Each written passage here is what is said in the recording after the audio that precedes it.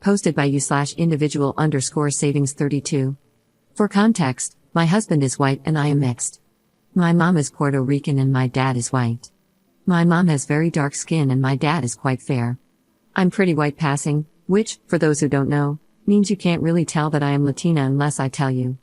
A running family joke is that melanin skips a generation because my maternal grandpa is also very fair, but my maternal great-grandma is very brown. With that out of the way, I'll get into my situation. I have been with my husband for 7 years, married for 5. We have a 3-year-old little girl who is the light of my life. When she was born, she had a head full of dark brown curls, dark brown eyes, and a fairly olive complexion. She looks like me when I get tan. You can definitely tell she's part Latina. Despite knowing all this, my mother-in-law has gotten it into her head that my daughter isn't my husband's. She's been telling anyone who will listen that I must have had an affair because there's no way her son's child could be that color. Yeah, how nice. My mother-in-law has always been standoffish with me.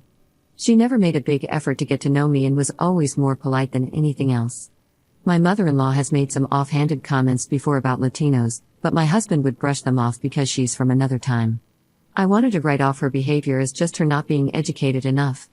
I realize now that was my mistake because it gave her the okay to keep going. When my husband and I heard from my sister-in-law that my mother-in-law was saying this, we invited her over to talk about it. I was really hoping we'd be able to fix this. However, what happened was my mother-in-law going on a rant for about 15 minutes. It consisted of her outing herself as a racist, saying she knew girls like me couldn't control themselves, that she knew from the start what would happen, and criticizing the nerve I had to pass my daughter off as hers. She also used some very colorful slurs. My husband and I were frozen in shock because she hadn't even stepped into the house and was just screeching on our doorstep. What snapped me out of it was when she started to insult my mom, saying she probably did the same to my dad. I don't know what came over me next. I've never hit someone before, but I ended up smacking her so hard her glasses fell off. That's what got my husband to start talking, or rather, yelling at his mother and me for acting this way while my mother-in-law started to wail. Yes, I shouldn't have hit her, I know, that's wrong. But hearing him imply I was in the wrong the same way my mother-in-law was made me angrier. I told him he's just as much a racist as his mom if he was trying to make me out to be as bad as her. I got my keys from inside the house while he was trying to calm his mom down and left. I drove to a hotel and spent the night there. Now it's the afternoon and I haven't left the hotel room since checking in. My husband and several other friends and family have been trying to reach me. I only replied to my sister-in-law to tell her I'm safe at a hotel and ask her not to tell my husband where I am. Guilt is starting to sink in, and I'm questioning everything. Did I allow my mother-in-law to do this? Did I showcase behavior that made her think I was cheating? Does my husband think I cheated, and that's why mother-in-law has this in her head? And, of course, should I be apologizing to my husband for hitting my mother-in-law? I know violence is wrong, and I hate making excuses, but I just couldn't handle someone talking about my family that way. Update 1. Thank you to everyone who gave very insightful advice. I spent quite a bit of time reflecting and was able to get an emergency meeting with my therapist this morning. I only have my sister here, as my parents moved back to Puerto Rico to be with my grandparents 5 years ago. Here are some questions I want to answer quickly. How old are we? My husband is 28, and I just celebrated my 30th birthday. We met when he was 21, and I was 23. Where was my daughter? I sent her to my sister's on Friday for a weekend sleepover with her family. I picked her up Monday afternoon, and we had a little mommy-daughter time by going to her favorite place, Costco. Yes, my 3-year-old loves Costco. We got home around 7 after having dinner. My husband was waiting, and I told him we'd talk after our daughter went to bed. Once she was certainly asleep, we sat and had a long conversation not just about the fight and his mother, but also about race and culture. I saw how my family was treated based on skin color, and while my husband understands racism, he admitted to never really grasping the complexities, especially colorism. A lot of you suggested that I take my daughter and leave or predicted that he'd leave me. Sorry to disappoint, but no, we're not getting a divorce or anything of the sort. My husband apologized for not standing up for me before and during the incident, acknowledging that he didn't want to think of his mother in a racist light. I also apologized for hitting her because, in the end, it doesn't help us. He forgave me and said that if it wasn't his mom saying it, he'd probably slap them too. We decided to go to a marriage counselor, hoping to find one that specializes in interracial marriages. Our daughter is going to face challenges in the future because of her race. It's sad to say, but unfortunately, racism is still alive. We want to know how to protect her and uplift her so she does not feel ashamed of her heritage. We've made the decision to go no contact with my mother-in-law and any people who try to bridge communication between us and her.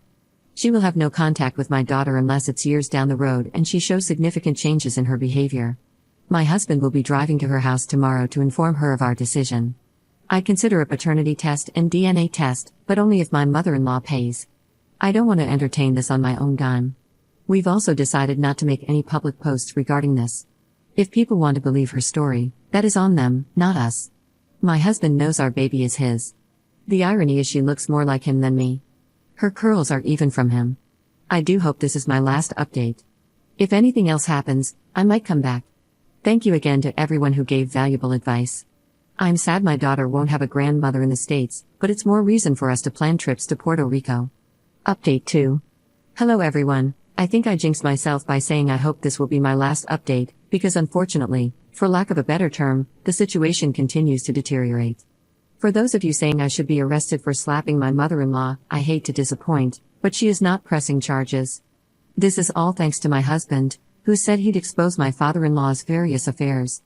Yes, it turns out that my father-in-law cheated numerous times on my mother-in-law till he passed away 2 years ago.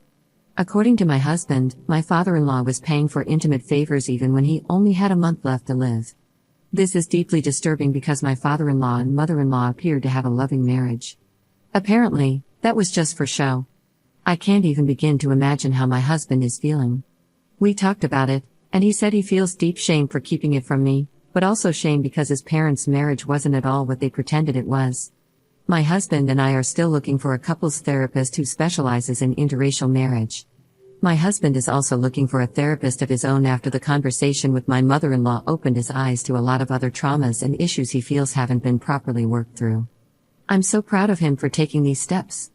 Now, onto how the conversation on Wednesday went, which is, of course, why I made this update, to continue to vent.